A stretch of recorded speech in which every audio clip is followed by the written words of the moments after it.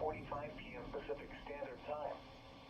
At 2:19 p.m. Pacific Standard Time, an observed funnel cloud capable of producing waterspouts was located Funnel cloud? several miles southwest of Point Pinos, moving northeast. Oh shit, then that means if it moves inland, then the National Weather Service has to issue a fucking tornado watch.